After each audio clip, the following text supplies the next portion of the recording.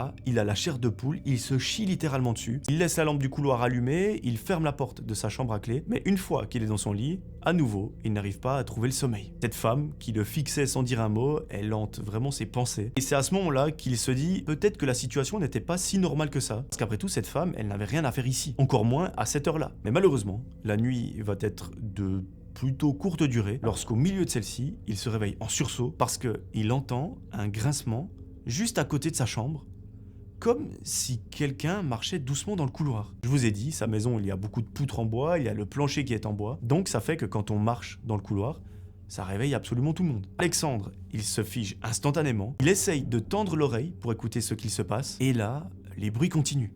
Ils sont réguliers, lents, comme si une personne avançait pas à pas, mais tout doucement. Il se lève en essayant de faire le moins de bruit possible sans allumer la petite lumière, et il colle son oreille contre la porte de sa chambre. Là, il a la chair de poule, il se chie littéralement dessus. Ça fait 3 jours qu'il se fait des films dans sa tête, qu'il imagine tous les scénarios de films d'horreur possibles, et là, en ce moment même, il entend quelqu'un marcher dans le couloir. Il écoute attentivement, et le son, il est hyper clair. Ça veut dire que c'est pas lui qui est en train de bugger, qu'il n'a pas des hallucinations absolument gigantesques, mais qu'il y a bel et bien quelqu'un qui est en train de marcher dans la maison. Ses parents sont absents, il est tout seul et il y a quelqu'un dans son couloir. Son cœur, il bat à toute vitesse, il a 2 doigts de taper son meilleur arrêt cardiaque, mais tout à coup, le bruit s'arrête.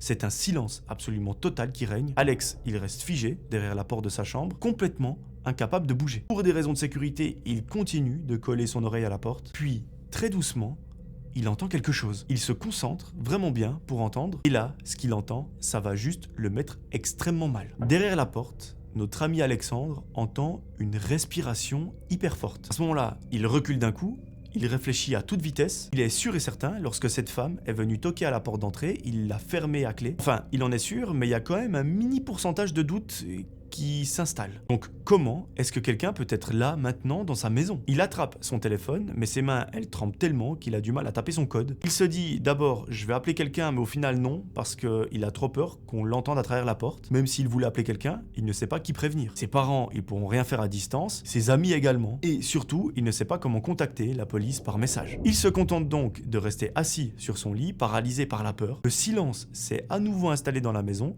Il n'entend plus de pas ni de respiration, mais c'est sûr et certain qu'il n'est pas seul. Là, dans sa tête, ça fait tilt. Alex a une certitude, la femme chelou qui a frappé à la porte de sa maison, elle n'est pas repartie. Et il est presque sûr et certain que c'est elle qui est actuellement dans la maison,